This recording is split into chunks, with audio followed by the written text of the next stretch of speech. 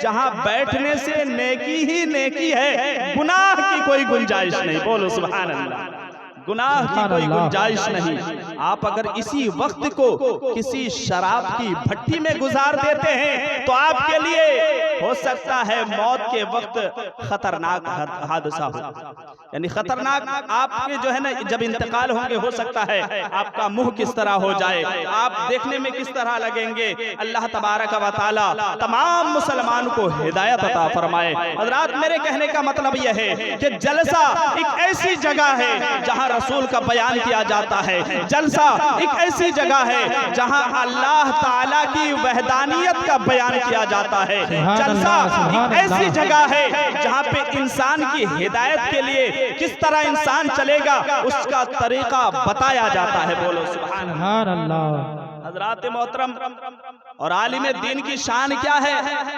ایک نقطہ بتا کر میں آپ کے سامنے پھر شعر پر آ جاؤں گا. ایک نقطہ عالم دین کی شان کیا ہے، اور وہ صحیح معنی میں عالم ہو تب. غیر عالم کے بارے میں اللہ کے نبی نے نہیں فرمایا.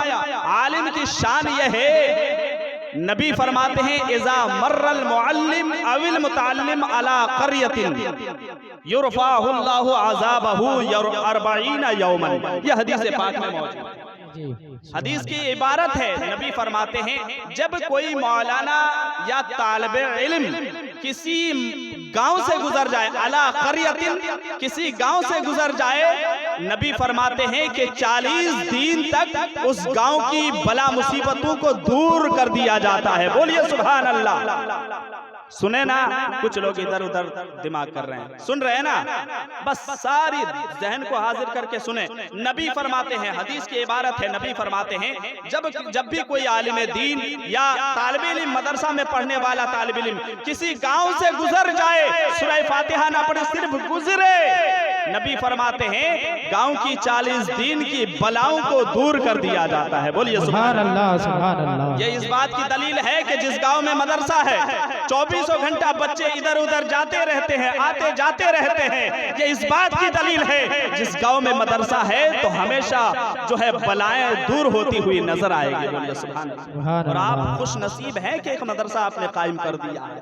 حضرات محترم، بس زیادہ وقت نہ لے کر میں آپ کے سامنے چند اشعار پڑھنا مناسب سمجھتا ہوں.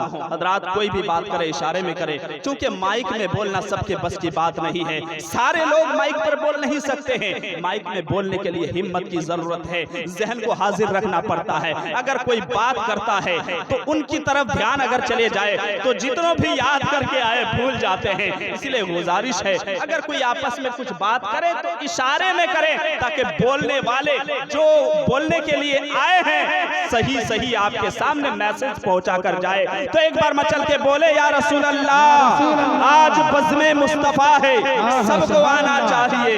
آج بزم مصطفیٰ ہے، سب کو آنا چاہیے. اور عاشقان مصطفیٰ ہے، تشریف لانا چاہیے. یہاں پہ عاشقان مصطفیٰ ہے، تشریف لانا چاہیے. اور کہاں ہو غوث اور خواجہ کے ماننے والوں ادھر آؤ.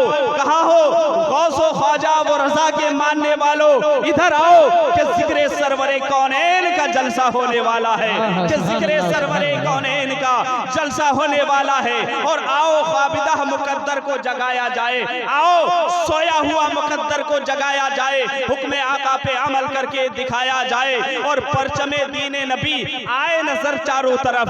پرچم دین نبی آئے نظر چاروں طرف. اس طرح پرچم اسلام اٹھایا جائے، اس طرح پرچم اسلام اٹھایا جائے. اور رحمت و نور کی برسات جہاں ہوتی ہو، رحمت و نور کی برسات جہاں ہوتی ہو، بس وہی چل کے رات و دین نہایا جائے. اور آج کس نورانی و عرفانی بزم کو دیکھ کر میں یہی کہوں گا کہ رحمت و نور کی برسات یہی ہونی ہے، رحمت و نور کی برسات یہی ہونی ہے. آج رات بھر یہی آ کر کے گزارا جائے، آج رات بھر یہی آ کر کے گزارا جائے. اور نہ میں کا ذکر نہ پینے کی بات کرتے ہیں، نہ میں کا ذکر نہ پینے کی بات کرتے ہیں. ہم اہل دل ہیں، مدینے کی بات کرتے ہیں. ہم اہل دل ہیں، ہیں، مدینے کی بات کرتے ہیں، اور ابھی نہ چھیڑ صبا سنبل و غلاب، ابھی نہ چھیڑ صبا سنبل و غلاب، ابھی نبی کے پسینے کی بات کرتے ہیں، ابھی نبی کے پسینے کی بات کرتے ہیں۔ باوقار سامعین کرام، ہم اپنا سارا وقت کسی نہ کسی مصروفیات میں صرف کر دیتے ہیں، لیکن سب سے ہمارا قیمتی وقت وہی ہے جو اللہ اور اس کے رسول کی یادوں میں گزارا جائے، اس لیے کہ ذکر الہی زندگی ہے، ذکر الہی سے غافل رہنا موت ہے۔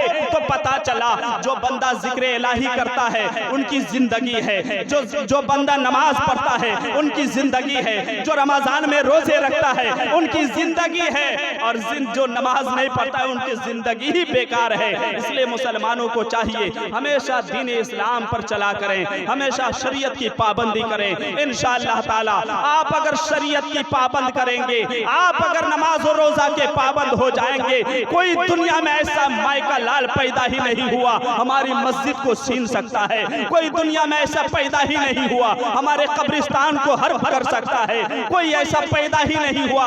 اگر صحیح معنی میں ہم مسلمان پرہیزگار بن گئے، بولو سبحان اللہ، ہم مسلمان اگر پرہیزگار متقی بن جائیں گے، کوئی ہماری جائیداد کو حرف نہیں کر سکتا ہے۔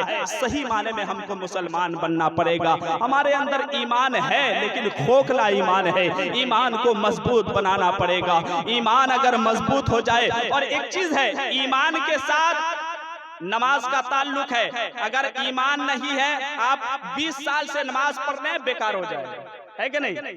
ایمان ایک ایسی چیز ہے جن کا تعلق نماز سے ہے، ایمان کا تعلق روزے سے ہے، ایمان کا تعلق حج سے ہے، ایمان کا تعلق زکوٰۃ سے ہے، ایمان کا تعلق ساری چیزوں سے ہے۔ لیکن ایمان اگر خراب ہے آپ کا روزہ قبول نہیں، ایمان اگر برباد ہے آپ کا حج قبول نہیں، ایمان اگر برباد ہے آپ کا زکوٰۃ قبول نہیں، ایمان اگر برباد ہے تو آپ کا نماز قبول نہیں۔ اس لیے ایمان کو سب سے پہلے مضبوط بنانا پڑے گا۔ اللہ تبارک و تعالی ہم تمامی مسلمانوں کو عمل کرنے کی توفیق عطا فرمائے۔ حضرات بلا تاخیر میں آپ کے سامنے مداح خیر الانام حضرات جناب ماہر الاسلام صاحب، جن کے لیے ہماری ماں بہنیں بے قرار ہیں، میں سمجھ رہا ہوں کہ ہماری ماں بہنیں بے قرار ہیں، بس کچھ بولیں گے؟ ہاں بولیے۔